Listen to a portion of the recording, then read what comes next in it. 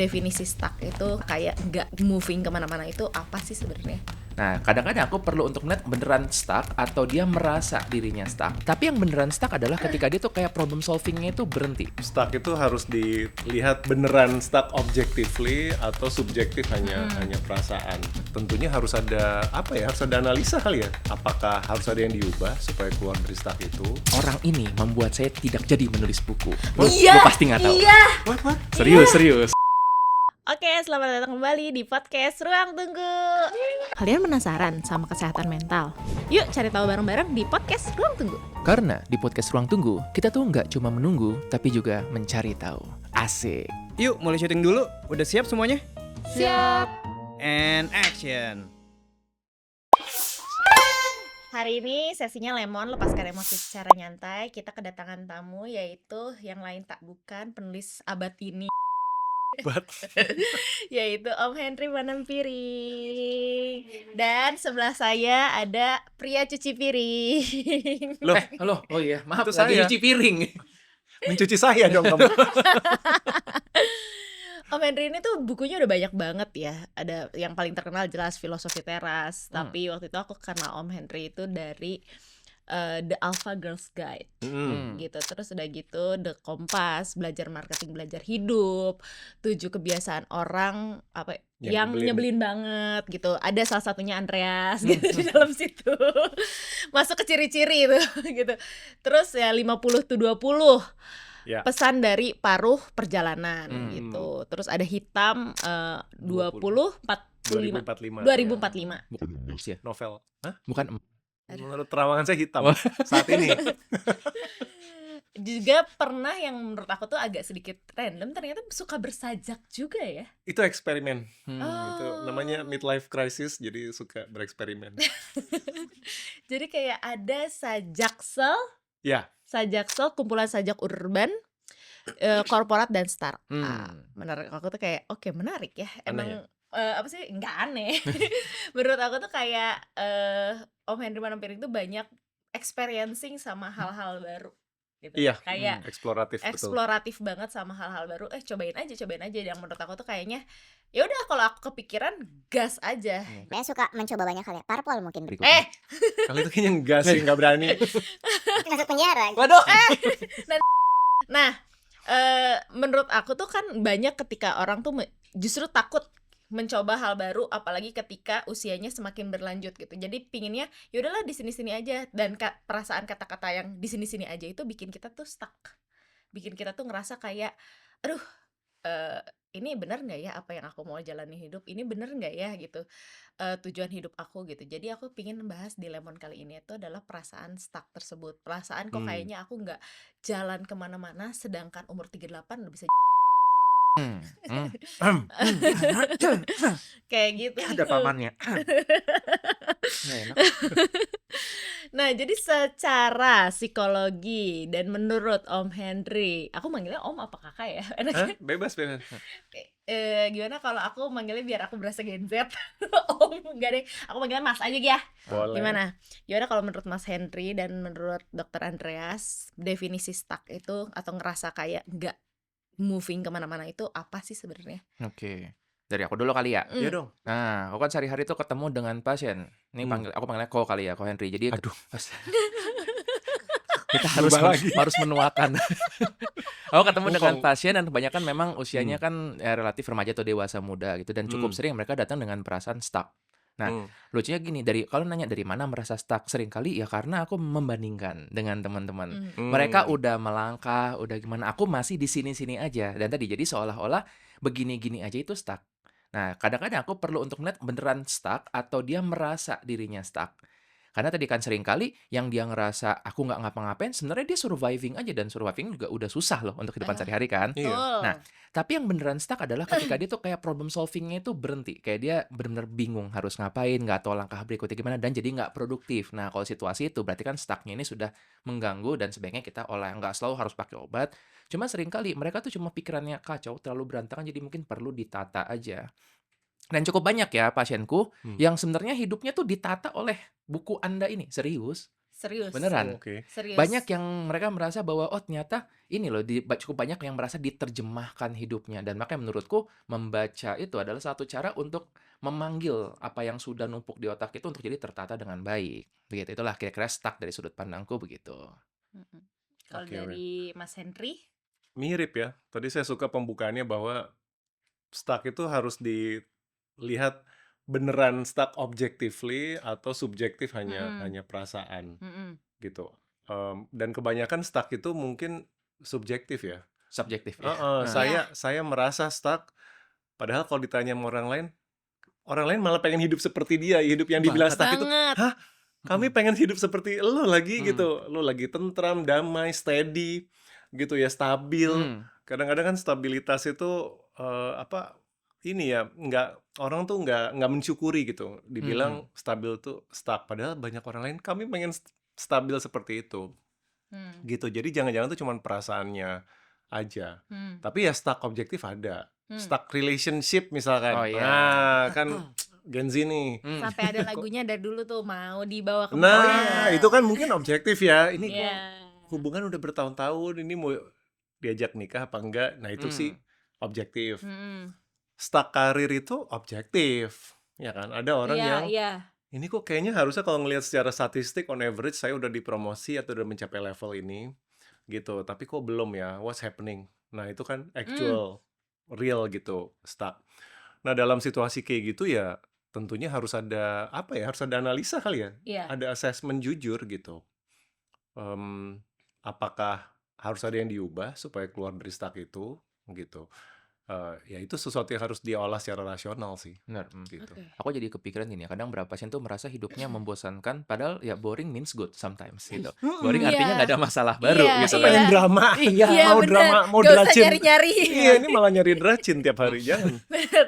Nah, tadi kan aku tertarik sama kata yang dimana ada stuck yang subjektif, ada stuck yang objektif. Dimana kalau stuck yang objektif itu tuh kayak tadi hubungan, karir gitu. Nah, aku mau nanya, kalau karir yang udah dinyatakan stuck itu kayak minimal tuh berapa tahun sih gitu? Waduh, Kayak minimal tuh kayak ini kayaknya gue nggak moving on nih gitu. Kayak di stuck di karir ini minimal tuh kayak gue harus mudah mempertanyakan ini tuh stabil atau stuck. Itu tuh gimana cara bedainnya setelah jarak berapa tahun? nggak ada satu jawaban untuk nggak ada satu jawaban universal sih. Jadi situasi itu berbeda-beda konteks. Misalkan mungkin ASN sama swasta tuh beda. Oke. Gitu. Kemudian swasta aja, antara swasta nasional sama swasta multinasional itu normanya beda. Beda. Industri, Oke. beda industri, beda norm gitu kan. Misalkan industri kreatif sama industri pertambangan mungkin, sama industri retail itu kadang-kadang ada yang berbeda-beda. Jadi nah itu dia bahayanya kalau kita banding-bandingin sama orang medsos yang sebenarnya konteks backgroundnya berbeda. Itu sangat bahaya dong. Iya betul. Misalkan kita baca objektif nih atau lihat di LinkedIn, gile, atau temen gua, misalkan temen gua nih, buset udah jadi asisten manajer cuma 2 tahun, habis itu udah dipromot jadi manajer. Iya. Tapi tanpa melihat industrinya seperti apa, Oke. Oke, setuju. gitu kan, Setuju. dunianya kayak apa, karena itu nggak bisa dipukul rata. Oke. Jadi kalau kami waktu di dunia profesional dulu masih kerja di kantor itu, nggak bisa, harus bandingkan dengan yang apple to apple.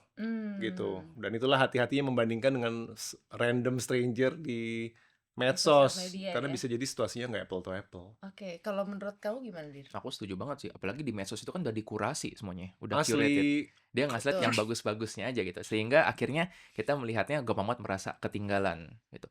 Ini yang membuat tiap orang tuh sebenarnya kan dia ngecek value-nya juga gitu ya. Ada orang yang memang butuh naik karir dengan cepat, entah karena alasannya finansial, ada juga alasan achievement hidup, ada juga loh pasien-pasienku yang, "Dok, saya ditawarin promosi, sebenarnya saya nggak pengen." Nah, dia merasa bahwa udah ada. Karena menurut dia gini-gini aja itu udah gitu. Dia nggak mau mengejar itu. Nah, menemukan value ini yang kadang-kadang jadi pasti value akan mengarahkan kita mau ngapain berikutnya. Cuma tadi kayaknya pelajaran sekolah itu nggak ngajarin kita untuk mencari value diri itu ya, tentang kita mau ngapain itu. Cuma dipercaya udah kamu belajar ini matematika gitu kan, semua fisika, kimia, biologi, sejarah, dan anggapannya moga-moga salah satu dari itu akan berguna gitu. Akhirnya banyak yang umur 20-an kehilangan arah hidupnya kan. quarter life crisis. Iya. Usia 30-an, 40-an mulai tadi mungkin mengalami existential crisis atau midlife crisis, ada seperti begitu. Eits, sebelum lanjut, aku mau kasih kabar dulu nih. Kabar apa tuh? Aku udah nulis buku ketiga loh. Oh, yang judulnya susah itu ya. Apa-apa? Seorang anak yang bersembunyi di balik topeng superhero. Betul banget. Nih bukunya. Dan yang spesial, sekarang juga ada merchandise resminya loh. Wah, keren banget. Jadi para penunggu sekarang bisa beli bukunya juga merch-nya. Bukunya sudah tersedia di toko buku Gramedia di seluruh Indonesia dan juga di e-commerce. Kalau merchandise-nya, kamu bisa dapetin di sini nih. Asik banget sih ini. Jadi abis nonton podcast Ruang Tunggu langsung cabut ke Gramedia untuk check out bukunya dan juga merch-nya. Ups. Betul, jangan sampai kehabisan ya. Sekarang, yuk kita lanjut ke episodenya. Oke, dari Mas Henry sendiri pernah nggak sih ngalamin fase di mana kayak, duh kok gue hidupnya gini-gini aja ya gitu, ataupun dari kamu gitu yang dimana kan sebenarnya kalau kalau dokter kan kayak udah ke arah ya mau kemana gitu. Tapi pernah nggak sih kalian berdua ngerasa kayak, duh kok gue hidupnya gini-gini aja ya, kayaknya aku harus berbuat sesuatu atau kayak gimana ya caranya untuk biar nggak gini-gini aja gitu. Aku ada cerita duluan ya. Orang ini membuat saya tidak jadi menulis buku. Lu Iya. pasti nggak tahu. What? Serius. Iya. Jadi gini, aku tuh ini Apa ini ya? fun pas- fact. iya, fun fact, Belum fun pernah fact. aku ceritakan di mana. Yang pertama nih. gue tertarik. Nah, jadi 2018 itu aku lulus psikiatri. Iya. benar. 2019 itu mulai praktek. Waktu praktek itu kan kayak, waktu itu tuh 2019 tuh psikiatri belum terlalu ramai. Jadi kan ya orang datang tapi masih 1-2. Dalam kondisi bosan tersebut, aku mau nulis lagi deh, karena aku pernah nulis di 2011. Waktu itu mikir, apa ya topik yang kira-kira orang bakal bisa terima? Oh iya, depresi, biar orang jadi tidak salah paham tentang depresi. Jadi aku merancang tuh buku. Judulnya, ini nih judulnya bagus. So You Have Depression? Tanda tanya. Kan banyak ya orang bilang, ya ini aku depresi.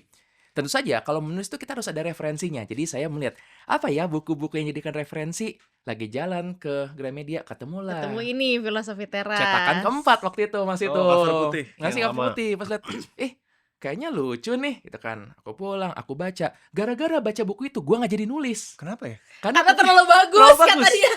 serius, aku mikir gua nggak bakal bisa nulis buku yang lebih bagus daripada buku ini. Jadi aku berhenti menulis itu karena aku pikir percuma. Ibaratnya kalau sudah ada buku filosofi teras, untuk apa orang membaca buku-buku yang lainnya? Begitu. Jadi dan aku merasa saat itu aja walaupun sudah sebagai profesional, ilmunya ada, ternyata membandingkan diri insecure itu tetap bisa loh terjadi. Nah, jadi tadi itu pun momen yang mungkin menjawab tadi berasa bahwa udah stuck nih mau nulis buku ternyata tadi bahaya banget dengan jebakan-jebakan yang ada ini. Tapi untungnya dari situ aku merefleksikan justru kan aku melihat apa yang membuat buku ini menarik. Suatu konsep yang susah diterjemahkan jadi bahasa yang mudah dimengerti. Betul. Aku lihat lagi naskahku. Lah, kok terlalu kaku? Jadi kayak sok ngajarin orang. Nah, Lebih kayak akhirnya jurnal. buku yang awalnya membuat aku insecure menulis sekarang menjadi semacam referensi juga gitu. Makanya di buku Cuci Piring juga aku mereferensikan bahwa filosofi teras ini salah satu gitu yang mengajak kita untuk mengenali ya simple kan apa yang bisa dikenalkan, apa yang enggak. Jadi terima kasih ya. Dan Tapi saya lahirlah hampir nggak jadi nulis gara-gara dia. dan lahirlah pria yang mencuci saya. karena kepleset terus uangnya Gat. jatuh gitu. Ini dindingnya kalau saya ketok kopong. Enggak ada emasnya 74 kilo. Bata jadinya. Lucu banget. Nah, dari Mas Henry sendiri gimana? Merasa stuck? Wah, pernah banget. Mungkin nggak semua yang nonton podcast ini tahu ya bahwa sebenarnya kalau dilihat dari timeline CV saya itu masa saya menjadi penulis itu pendek banget, penulis full time ya. Iya. Itu tuh masih pendek banget. Belum pada saat podcast ini dibuat saya belum nyampe 3 tahun jadi penulis full time. Oh iya. Belum, 25 tahun saya kerja di korporat. Ini pun waktu itu masih Masih kerja nyambi. Tapi memang banyak orang tuh mikir, oh ya Hendry Manamping itu penulis. No. Kalau dilihat CV saya 25 tahun itu masuk kantor kok. Kerja gitu. Baru 2024 saya memberanikan diri jadi penulis full time. Gitu. Jadi kalau kamu tanya soal stuck, wah banyak banget. Tapi contohnya waktu saya masih kerja kantoran. Dan mungkin ini jadinya relevan ya buat para pendengar podcast yang masih kerja. Tuh, banyak budak korporat ini tuh. Banyak tuh, banget. tuh, yang itu. Asli Yang kan? gajinya di situ-situ aja, yang masih gitu. rupiah gitu. Nah, jadi saya itu unik ya, dan ini mungkin juga dialami oleh yang nonton ya. Jadi eee, saya tuh justru stuck di fase di mana orang lain melihatnya, "Kamu kan udah sukses," gitu. Maksudnya saya dapat pekerjaan di sebuah perusahaan multinasional yang gede, gajinya bagus, fasilitas bagus, Oke. gitu. Tapi saya merasa kosong dan stuck. Nah, ini nih sebenarnya posisi yang harus hati-hati. Karena mudah sekali orang bilang bahwa kamu nggak bersyukur. Yes. Dan mungkin bener. Dan saya waktu itu merasa begitu. Hmm. Malah makin down kan. Hmm. Jadi udah merasa kosong, terus menyalahkan diri sendiri, malah jadi self blame. Kamu kan you should be grateful gitu. Ini semua diimpikan orang lain kamu dapat, Iya. kok kamu malah merasa hampa sih. Nah, ini memang situasi yang harus dianalisa hati-hati. Jangan ditafsirkan bahwa ini sudah pasti tidak bersyukur gitu. Atau ditafsirkan juga bahwa oh ini udah pasti kamu stuck objectively, karena setiap kasus berbeda. Iya. Jadi saya pikir buat yang nonton tuh harus diproses masing-masing. Hmm. Dalam kasus saya, menurut saya udah bersyukur banget gitu. Tetapi ini tadi menarik sih Dr. Andreas bilang soal value gitu. Pas saya analisa ulang, ternyata yang saya kerjakan waktu itu sebenarnya tidak match Oke. dengan value atau preference saya atau strength saya Oke. gitu. Jadi posisi bagus, duitnya bagus, tapi apa yang saya kerjakan Iya. itu sebenarnya nggak match dengan personality saya. Waktu itu saya ditaruh di sales gitu. Dan sebenarnya sales itu bukan buat saya. Nggak semua orang harus menjadi sales gitu. Karena saya introvert berat, ya kan. Paham. Saya tidak agresif. Sales itu kan harus Iya. agresif. Bold, Betul. Harus berani ketok pintu gitu kan, harus jualan. Saya nggak pinter jualan, aduh, makanya saya hopeless banget jualan gitu. Jadi disitulah saya merasa nggak nyaman gitu. Dan pada saat saya berani menghadapi itu, bahwa kayaknya saya harus berani dia bilang bahwa ini bukan saya. Dan berani tidak melekat pada titel atau uang. Nah, ini yang bikin banyak orang berat nih. Attachment. bener. Karena penjara atau belenggu kenyamanan uang atau Titles, iya. itu bisa jadi membuat kamu sebenarnya nggak happy. Tapi dia karena enak, ada duitnya, bikin kamu tuh, kamu tuh sebenarnya ada di sel penjara yang tak terlihat itu loh. Sel penjara itu namanya jabatan, uang, dan kantor gitu. Dan kalau kamu tidak berani lepas dari belenggu itu, kamu nggak akan pernah tahu bahwa kamu bisa ketemu hidup yang lebih rewarding, lebih fulfilling di luar itu. Dan jangan-jangan ketakutan kamu soal, tapi kalau saya meninggalkan ini bagaimana dengan uang, dengan Iya, security iya, gitu. iya, iya. Jangan-jangan itu pun juga baru ilusi ya, ketakutan-ketakutan itu. Jangan kalau kamu berani melepas belenggu itu tuh di luar sana, sebenarnya kamu baik-baik saja. Tapi kamu takut banget sama resiko-resiko yang yang menghantui itu gitu. Uncertainty yang menghantui itu. Dan bener juga ya, ada beberapa orang yang emang value-nya adalah nggak apa-apa, aku butuh kenyamanan dulu, butuh certainty ini dulu, nggak apa-apa juga ya kalau Dan itu dia nggak akan apa-apa. di situ dulu. Dan itu nggak apa-apa karena mungkin ada faktor keluarga. Betul. Kita kan harus realistis ya. Iya. Kalau masih single, masih itu happy go lucky silakan. Tapi ketika udah ada keluarga, ada dependent, tentunya situasinya berbeda. Betul. Yang menurut aku tuh yang tadi aku tangkap dari omongan Mas Henry ini tuh, ketika kita ngerasa stuck, ngerasa nggak se-value, ngerasa kita ya terkungkung dalam penjara yang disebut tadi Mas Henry itu, kita tuh harus tahu ke depannya itu udah tahu mau ngapain. Cuman ragu aja untuk Ragu. melangkah gitu, kayak ragu aja. Nah, gimana cara kita ketika sebenarnya kita udah tahu nih kita mau ngapain, kita ngejebol sel itu untuk kayak gak ragu lagi gitu. Waktu itu apa yang Mas Hendra lakukan? Saya mikir malah ada satu step sebelum tahu apa yang mau dilakukan. Apa yang mau dilakukan itu kan orientasinya future. Ya. Saya tahu saya harusnya ngapain masa depan. Ada satu step lagi sebelumnya gitu. Oke. Kamu mengenali dirimu sendiri nggak? Oke. Nah. Jangan-jangan kamu bahkan nggak mengenali dirimu gitu. Betul. Kamu bahkan tuh nggak tahu strength kamu di mana, weakness kamu di mana, field atau bidang mana yang cocok sehingga kamu iya. thrive gitu ya. Kadang-kadang orang cuma ngikutin aja kan, entah ngikutin kuliahnya gimana, Ikut orang ngikutin tua tuh. orang tua. Iya. Wah, sering Paling tuh. standar. Orang Iya. tua dokter, maka kamu harus menjadi dokter. Yes. Padahal mungkin Iya. belum tentu dia panggilannya Iya. jadi dokter. Iya. Orang tua lawyer, kamu jadi lawyer juga gitu. Atau sekedar ikut-ikutan temen.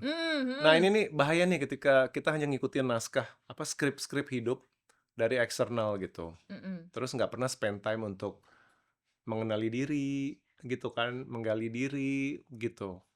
Karena kalau kamu nggak kenal diri kamu, bagaimana kamu tahu kamu mau kemana ke depannya dong, Betul, setuju. gitu.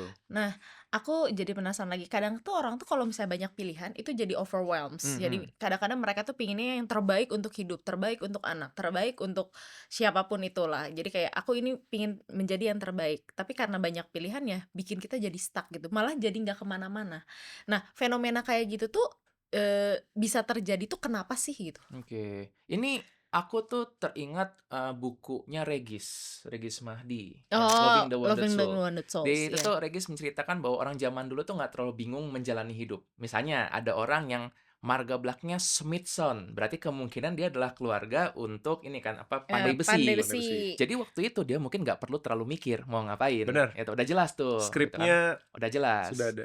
Nah, tapi waktu ada revolusi industri kan tiba-tiba jadi bisa dipermudah tuh. Orang jadi punya waktu dan kesempatan untuk explore banyak-banyak. Nah, saat itulah mulai ada kebingungan. Kalau aku nggak mau jadi tukang pandai besi, berarti aku bisa jadi yang lain dong. Nah, bayangkan di dunia sekarang ini nih. Kita bisa belajar apapun, bisa ngeliat Betul. apapun. Bahkan dulu ya, mungkin waktu kita SD aja, Om, nggak pernah ada mikir YouTuber itu ada gitu, kerjaan Betul. YouTuber. Iya, bener. Kalau bayangin ada kerjaan apa? Oh, dia ngomong nanti di depan TV terus dia cuap-cuap dong, orang Betul. bayar kayak mana ada begitu. Iya, sekarang ada buzzer Zim, bisa pilihan karir, ya kan? Tapi kan kecil dibayarnya. Oh kecil. Apa telat? Lanjut. Nah, jadi sekarang ini membuat kita jadi bingung karena tadi pilihannya banyak banget. Nah, Benar. itu kalau kita hubungkan dengan Barry Schwartz ya, ada dia konsepnya itu paradox of choice. Gue baca buku itu. Nah. Itu buku favorit gue banget. Favorit gue banget. Berasa Paradox banget of kan? Choice. Bagus banget. Ketika diterjemahkan gitu jadi oh ini tuh yang dialami. So tadi aku setuju banget waktu Ko Henry bilang kita tuh perlu untuk kenalin diri sendiri. Dengan membaca itu salah satunya loh. Kita jadi dapat konsep yang kita nggak dapat kan di sekolah. Nah, dalam paradox of choice itu kan disebutkan bahwa kalau pilihan yang nggak ada kita bingung, pilihannya oke ada kita oke. Makin banyak pilihan, makin bingung malah. Yes. Itu yang terjadi mungkin sekarang jebakannya. Dan ini juga yang terjadi kan banyak buku-buku yang bagus. Orang pun kadang bingung, aku mulai baca dari mana dulu ya? Ternyata untuk pengembangan diri aja, untuk kenalin diri, jadi bingung karena sangat banyak yang bisa untuk dilakukan. Tapi menurutku sih, mulai dulu aja. Itu jadi nggak usah untuk mencari yang terbaik. Justru yang penting melangkah dulu. Berharap dari situ pelan-pelan, jadi mulai bisa lebih baik lagi. Begitu. Menarik. Kalau dari Mas Henry Gue gimana? suka nih, gue build on that ya. Karena dimension buku Barry Schwartz itu bagus banget. Itu buku udah 20 tahun yang lalu gue baca. Jadi Paradox of Choice teman-teman. Kenapa judulnya Paradox Pilihan? Karena biasanya common sense akan bilang lebih banyak pilihan lebih happy. Iya. Ya dong, kalau Iya. kita mau pilihan makan siang, kalau pilihannya cuma satu kan bete. Iya. Berarti makin banyak pilihan, makin happy. Mau beli HP, beli baju, beli barang apapun itu, lebih banyak pilihan, lebih happy. Tapi Barry Schwartz itu menemukan, dan ini menurut ada studinya ya, dia bikin studi, itu menarik. Pada titik tertentu, terlalu banyak pilihan itu malah bikin gak happy. Makanya dibilang paradoks. Paradox. Katanya harusnya kita lebih happy dengan pilihan, kok malah gak happy? Gitu. Ada banyak penjelasan yang masuk akal ya. Yang pertama, energi evaluasi. Ya kan? Ketika kamu memilih 20 opsi, tanpa sadar waktu proses evaluasi, energimu habis Habis. cuy. By the time kamu make the choice, kamu tuh udah nggak happy Loyo. lagi. Karena udah Iya. gain yang kamu dapatkan harus di minus. Iya. Perjuangan mendapatkannya. Iya. Gitu. Itu satu. Yang kedua, nah gue suka nih tadi lu bilang kata-kata, saya harus menjadi yang terbaik. Itu masuk tuh di buku Barry Schwartz. Ada dua tipe orang. Ada yang namanya maximizer, ada yang optimizer. Yang maximizer ini merasa gua harus segala sesuatu pilihan gua maksimal. Maksimal. Inilah orang-orang yang calon gak happy. Malah gak happy. Iya, karena dia harus mendapatkan selalu yang terbaik. Tapi kan dapat yang Gitu. terbaik. Kalau bisa Belum- dapat, Nah itu dia, pada saat dia dapat, jerih payah dia untuk mendapatkan yang itu, akhirnya bikin dia drain.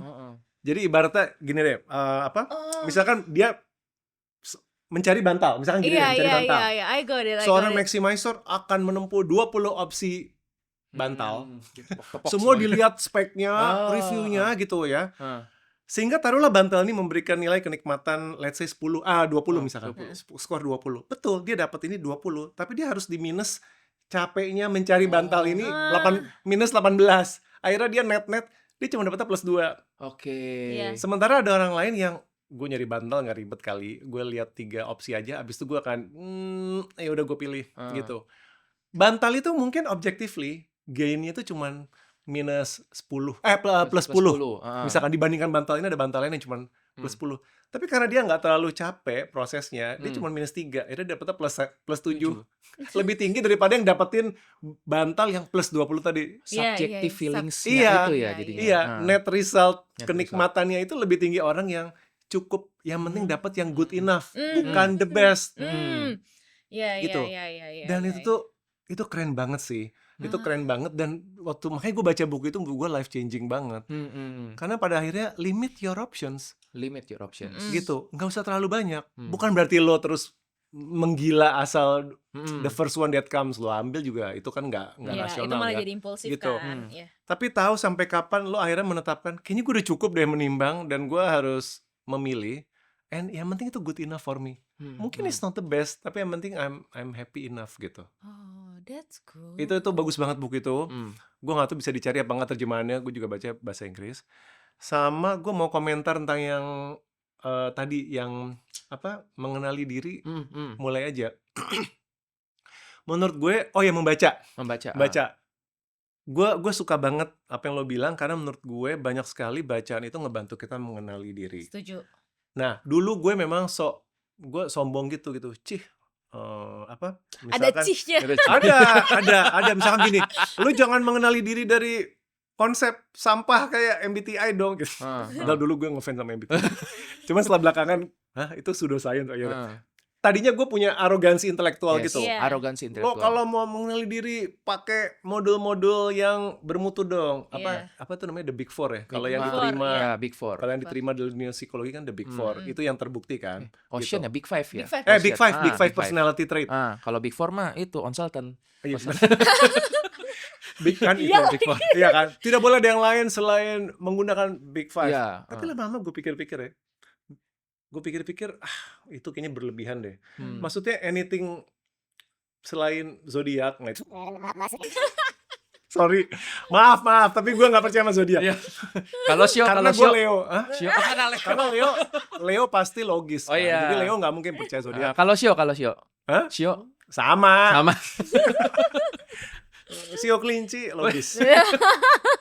Selain dari situ, sebenarnya any book, any model, walaupun pseudoscience, nggak apa-apa. Yang penting gets you starting to understand yourself. Kayak gue kemarin baru diingatkan, dulu ada konsep yang namanya, ingat nggak, ada konsep melankolik, kolerik, phlegmatic, sanguin. Iya. Come on, itu kan bukan model yang scientifically robust, tapi kan it's not bad loh. Yeah. Karena itu udah ngebantu kita. Oh, kamu cenderung sunny personality, sanguinis, gitu kan. Gue dulu tahu bahwa gue ngebaca buku itu gue melankolik, gitu kan. Gue cenderung down, melankolis, romantis gitu. Ada yang kolerik, yang bossy, sama ada yang phlegmatic, yang lempeng aja gitu. It's not a perfect model, tapi itu kan mengenali lo. Kayaknya trait ini gue deh. Karena itu nanti ngebantu lo buat pilihan karir lo, pilihan kerjaan kan, gitu. Sejelek-jelek MBTI, ya gue tahu MBTI itu mungkin, tapi at least ada beberapa dimensi dia yang menarik, ya kan? Introvert versus extrovert itu diperkenalkan sama MBTI sebenarnya, Iya, betul. dan itu kan bagus, nggak ada masalah introvert extrovert kan, gitu. Apakah lo tipe yang teoretik, apakah lo harus experience, itu kan benar. Bayangin kalau lo sebenarnya orangnya suka outgoing, jadi harusnya go to the field, itu dapat job desk yang di kantor terus, mati. Benar. Dan gue ketemu itu di kantor. Orang-orang yang cocoknya itu sales, gue harus keluar, jangan taruh gue di kubikel, men, gue mati gitu. Itu kan start dari mengenali diri, dan lo bisa dapet itu dari MBTI yang katanya pseudoscience. Jadi it's okay, bacalah banyak-banyak model personality test, anything yang bantu lo mulai mengenali diri itu better than nothing, man. Menurut gue. Yang menyuarakan suara lu ya, gitu. Gua paham Mau sih. dari apapun itu. Dan kenapa ini tadi mungkin ya, ini buat meluruskan nih, kenapa zodiak dan Sio nggak masuk situ? Karena seolah-olah lu udah diatur bahwa lu kan ini menurut zodiaknya misalnya Aries tuh begini gini. Kita jadi bisa memaksakan bahwa gue bakal ngikutin ini nih, gitu. Jadi nggak ada komponen mengenali diri, melainkan didikte. Apa bedanya dengan orang tua kita bilang kamu tuh anaknya harusnya begini, gitu kan? Paham. Ngerti. Dan di boxnya itu berdasarkan sesuatu yang susah dirasionalisasi kan, tanggal lahir, bulan lahir gitu. Betul, iya. Dan gue takutnya kadang-kadang tuh zodiak itu jadi alasan buat menjustifikasi diri kita supaya Oke. punya trait tertentu. Oh, Gua ambil contoh gini nih. paham. Gue punya temen karena dia Capricorn, dia Capricorn ya, lupa gue. Pokoknya dia merasa itu menjustify dia untuk pendendam. oh, Itu Capricorn bukan? Kebayang. Gue Nggak nggak tahu. tahu. Gue lupa karena gue nggak into zodiak. Anyway, dia bilang gini, Ah. gue Capricorn, jadi gue pendendam. Terus dalam hati gue mikir sebenarnya lo pendendam karena Capricorn atau karena lo cocok-cocokin diri sama Capricorn, jadi lo menurture Iya. iya. sifat pendendam lo gitu. Ah. Padahal lo sebenarnya nggak harus mendendam lagi. Iya. Tapi karena lo percaya banget bahwa gue Capricorn dan gue mendendam, maka gue malah memelihara terus trait itu. Takutnya gue gitu loh. Bisa ada Bisa possible. jadi kan? Bisa. Bisa. Dan Gitu. bayangin kalau Dukcapil ngelapor, sorry kita salah bulan ternyata gitu. Pembenarannya apa lagi gitu kan? Aduh, anjir lucu. Dan udah gitu lo tahu kan bahwa menurut dunia astronomi sebenarnya zodiak udah geser Geser. jadi 13 kan? Iya, Gimana kalau lo salah zodiak? lucu banget. Nah, aku juga mikir kayak itu kan defense banget ya kalau misalnya iya karena gue Capricorn gue pendendam, karena gue Pisces karena gue harus kreatif dan Karena gue lain-lain. Virgo gue nyebelin. Nah iya karena gue Gemini gue harus toxic Gemini, gitu. Gemini. Kayak gitu. Nah itu tuh menurut aku tuh gak cuma terjadi di zodiak tapi juga pernah aku temukan di MBTI. Bisa Iya. disalah gugunakan. Pernah banget, bisa. ya. Itu kayaknya ya Dan pentingnya. Bisa banget. Dokter Andreas sendiri tuh pernah menemukan di yang mempunyai diagnosis mental. Maksudnya? Jadi kayak misalnya, ya gue kan kayak gini karena gue punya bipolar. Oh iya. Yang Oh, dia jadi berlindung di balik label. Iya. Balik itu. Itu Gitu. bahaya banget sih. Jadi kayak itu kayaknya terkait dari gimana cara dia menggunakan itu. Artinya dikasih Bener. apapun ya dia bisa pakai. Mungkin Dipakai sama lama apapun. House Hogwarts. Kok lu jahat sih? Gua seliterin. Gua seliterin? Jadi gua kayak gitu. Ditariknya ke situ. Bisa jadi apapun dikasih gitu kan. Termasuk bahkan label yang sudah kita anggap bener. Mm-mm. Introvert versus extrovert. Hmm. Gue termasuk yang suka mengkritik introvert sendiri sebagai introvert. Dan gue Sama. self criticism gue sendiri. Kayak misalkan introvert berarti nggak mau ketemu orang. Nggak bisa, nggak Yes. jadi alasan. Dan gue Nggak, push nggak, myself iya. untuk meet more people. Karena rugi gue sendiri, men. Gue nggak bisa mager. Kan gue introvert. Kagak. Gue harus go out there. Karena gue harus ketemu pembaca. Karena gue jadi public speaking yang gue benci, by the way, Iya. sampai sekarang. Kalau lihat kemarin tuh gue sebenarnya awkward banget. Karena itu bukan my natural zone. Tapi you know what? It's not an excuse sih. Yes. Yes, Gitu. betul. Kalau emang it has to be done, it has to be done. Yes, Gue setuju. mengakui bahwa gue mungkin gak akan sefasih seorang extrovert. It's okay. Tapi itu bukan alasan bahwa gue tidak bisa melakukannya loh. Menurut aku, balik lagi nih ke fase-fase stuck. Tadi kan kita udah mikir kalau stuck itu tuh bikin kita kayak kesannya tuh negatif ya. Tapi bener gak sih kalau stuck gitu tuh sebenarnya adalah fase dimana kita tuh untuk menganalisa diri kita sendiri. Iya sih kalau menurut gue. Lagi-lagi tidak bisa ada penyeragaman kasus, ya kan? Setiap orang tuh harus di-treat berbeda-beda kasusnya gitu. Jadi rasa stuck itu, anggap aja rasa stuck itu seperti alarm ya, gitu. Analoginya itu alarm kebakaran di sebuah gedung gitu. Kalau alarm kebakaran di sebuah gedung berbunyi, gitu, isunya itu bukan alarmnya kan. Ya. Alarm itu betul. kan cuman signaling. Yang harus dicek beneran ada kebakaran asap atau alarm yang faulty. Tapi ini tetap harus dicek underlying-nya gitu. Oke. Yang dihebohin tuh bukan alarmnya. Jadi menurut saya menghebohkan rasa stuck itu agak salah alamat. Karena stuck itu rasa stuck itu cuma alarm nging, Yes. nging gitu. Jangan stop di alarmnya, diributin ini kenapa berisik banget alarmnya. Tapi cek underlying situasi di baliknya. Itu apa ya? Tinggal beneran ada suatu masalah atau alarmnya harus dikalibrasi, dikoreksi. Betul, setuju.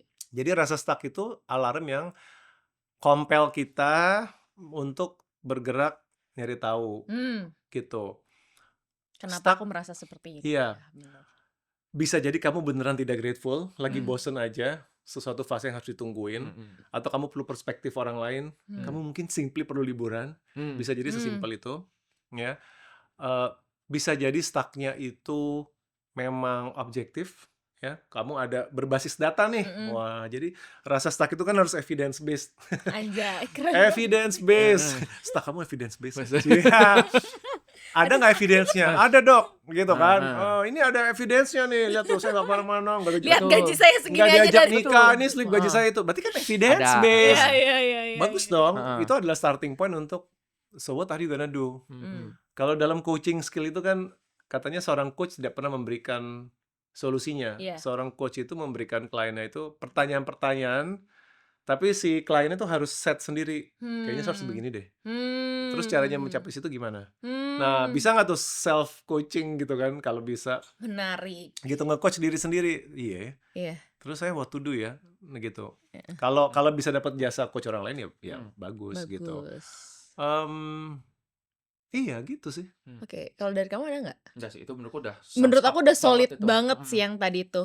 Nah, kapan kalau gitu kayak tadi ngomong-ngomong soal coaching ya, kapan kita ketika merasa stuck dan ngerasa kayak ini kayaknya perlu deh bantuan profesional? Hah, kayaknya bisa jawab sama profesional. Nanti bias kalau saya yang jawab gitu. Kalau saya kan jawabnya bahwa ya terserah, silakan. Kan help is available, begitu. Iya. Tapi yang kadang-kadang gini, orang masalahnya mungkin ini yang merasa, duh kayaknya masalah gini doang nggak perlu deh. Aku harusnya bisa nanganin sendiri. Lagi-lagi ekspektasi aku harusnya bisa nanganin sendiri, itu yang jadi masalah. Benar. Gitu. Benar. Dan pertolongan itu spektrumnya lebar ya. Ya kan, bahkan kata pertolongan profesional itu kan tafsirnya macam-macam sebenarnya. Seseorang di kantor jangan-jangan pertolongan profesional itu adalah ngobrol sama HRD, sama bagian humas. Setuju. Kalau di sekolah guru BK masih ada? Iya, ada masih sekarang. Masih deh. Gitu. konselor. Konselor. Nah, ini ngobrol sama konselor aja tuh udah professional help. Kemudian kan jenis pertolongan tuh bisa Kalau bisnis ke konsultan gitu. konsultan, bisa kalau mental mungkin start dari psikolog dulu, iya kan? Iya. Gitu. Atau career coach banyak loh sekarang, Oh ya kan? Professional coach, career coach itu banyak. Gitu. Jangan-jangan ngomongnya ke situ, gitu. Kalau udah sampai debilitating ya, berarti kan mungkin dieskalasi sampai psikiater. Iya. Kalau sampai udah bener-bener nggak bisa tidur, udah sampai apa? Mungkin perlu bantuan. Yang lain, Iya, yes. yang lebih Kayak dokter dan psikolog mungkin. Oke, kita masuk aja ke sesi semangka. Jadi setelah orang-orang nonton video ini, apa kayak take home message-nya dari Mas Henry dan Dokter Andreas biar ketika orang yang ngerasa di fase stuck ini ngerasa lebih baik sedikit gitu. Oke. Dari aku dulu kalau gitu ya. 2 potong deh semangkanya. Paling pertama adalah awareness, itu. Karena kalau kita nggak nyadar, kita nggak bakal ngapa-ngapain. Kadang aku suka bilangnya tuh analoginya, kalau kamu nggak nyadar kamu bau ketek, kamu nggak bakal mandi, nggak bakal pakai parfum. Nah, tapi ketika menyadari, waduh, ketek gua bau, itu memalukan dan banyak orang jadi malah mengurung diri. Nah, jadi kita ngeliat dulu awareness itu sesuatu yang bagus. Karena dalam awareness itu kita kan nemuan hal-hal yang buruk dari diri kita. Bisa jadi orang yang udah berkarir lama tiba-tiba menyadari ternyata bukan di sini harusnya aku tumbuh dan berkembang. Nah, awareness itu step pertama penting. Yang kedua adalah bergeraklah. Habis aware, bergerak. Karena bergeraknya bagaimana? Sebenarnya terserah, nggak ada patokan khusus. Dan menurutku ya, sekarang kita lagi di era yang kayaknya gampang banget sih nyari informasi. Bahkan ada beberapa yang nanya, boleh nggak sih kita ngobrol sama ChatGPT, AI, Gemini gitu? Boleh, nggak apa-apa buat step awal. Kita tanya tentang, aku merasa stuck, bla bla bla, lalu sudah. Kemungkinan kalaupun dia udah memberikan itu, kamu boleh setuju, boleh enggak. Yang jangan adalah kita setuju semuanya, apapun yang disarankan itu. Yang penting jadi kayak punya teman diskusi. Ketika merasa bahwa diskusi sama AI itu menyenangkan, coba diskusi sama orang sekarang. Gitu. Karena orang ini bisa jadi dia nanti memberikan perspektif manusia. Bisa jadi dia nggak setuju. Tapi 2 itu, awareness dan mulai melangkah, itu sih yang paling penting. Namanya juga stuck kan? Gitu. Banyak pasien yang tanpa sadar tuh mereka cuma sadar, oh iya ternyata aku begini. Itulah muncul tuh, ternyata aku ADHD, aku OCD, aku apa-apa. Tapi nggak melangkah. Cuma menggunakan itu That's sebagai identitinya aja. That's agree. Sama seperti Capricorn tadi. Nah. Gitu. Masih Emosi ya. Lalu dari Mas Henry. Aduh, udah diambil semua potongan semangkanya, gue kesisa kulit yang hijau doang nih. Gak apa-apa. Dari gue apa ya? Oke, yang pertama, gue suka sendiri sama istilah gue tadi, evidence based. Bagus, itu bagus loh. Tapi bagus loh. Stuck kamu evidence based nggak? Nah, karena jangan-jangan kamu terburu-buru mendeskripsikan kondisi kamu itu tidak berbasis bukti. Ya, setuju. Gitu. Jadi ini sebenarnya stoikisme juga sih. Stoik itu juga sangat-sangat selalu men-challenge persepsi diri sendiri gitu. Persepsi kamu tuh bener apa enggak? Itu dulu sebelum buru-buru gerasa-gerusu nyari solusi apa segala macam gitu. Wow, ini dicek dulu bener nggak kamu punya kondisi ini. Jadi bener nggak stuck ini betul-betul objektif kamu stuck gitu, atau ini karena subjektif aja, atau kamu kebanyakan main medsos gitu Iya. kan. Kalau kamu nggak main Mm-mm. medsos, jangan-jangan kamu nggak merasa stuck Mm-mm. gitu. Berarti kan itu sangat apa ya, relatif dan subjektif Betul. gitu. Dan kemudian ingat bahwa rasa stuck itu sendiri is not the problem. Itu Mm-mm. cuma alarm. Mm-mm. Nging nging Hmm. nging gitu rasa stuck gitu. Yang kamu lakukan tuh bukan menghilangkan rasa stucknya. Maksud saya gini, kalau dalam gedung ini nih tiba-tiba alarm kebakaran bunyi, kamu kan nggak terus mecahin alarmnya, diem nggak Diem. gitu. Iya. Bukan alarmnya yang di Shut turn off Ah. gitu. Iya. Kamu harus bergerak juga tadi, tapi investigasi kan. Iya. Nah, rasa stuck ini investigasi, bisa inward, Heeh. cek lagi gitu, atau outward Iya. gitu. Mungkin ini Nanya saatnya ya. nanya, cari professional help, apapun itu. Gitu Oke. paling. Menarik. Gimana, sudah menjawab tentang stuck hari ini? Aku sih berharap yang kalian kalau lagi merasa stuck hari ini, semoga ada evidensinya kalau kalian beneran stuck, ataupun kayak nonton podcast ini jadinya sedikit merasa tidak stuck gitu. Oke, aku di part 2 aku pingin ngebahas tentang purpose of life. Oke. Karena kan Wih, stoicism berat ya. nih. Kita panjang tadi baru sekali loh. Kok Henry ngomong stoik tuh baru satu kata Baru tadi tuh. satu Baru kata. satu tuh. Baru satu kata gitu. Padahal di sini stoik banget nih. Ah. Oke, kalau kayak gitu jangan lupa kalau kalian suka video ini di like, di subscribe, dan di komen juga. Kalau kalian punya masukan sama kayak ada pertanyaan, kalian juga bisa bertanya di link yang ada di description box yang ada di bawah itu. Kita juga lagi buka PO merch podcast Ruang Tunggu yang ada di sini nih, pouch-pouch lucu kayak gitu, kalian bisa ikutan PO-nya.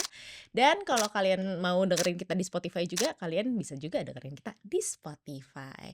Oke, sekian aja podcast Ruang Tunggu hari ini. Karena Dan di setiap penelitian angkat pasti kok kita tepuk. Oh, maaf, maaf. Nah. Baru sadar ini semangka Iya juga. betul. betul. Dan ingat di setiap perhentian pasti ada Ceritanya. ceritanya. Yeay. Bye-bye semuanya. Selamat nunggu Ruang Tunggu part 2.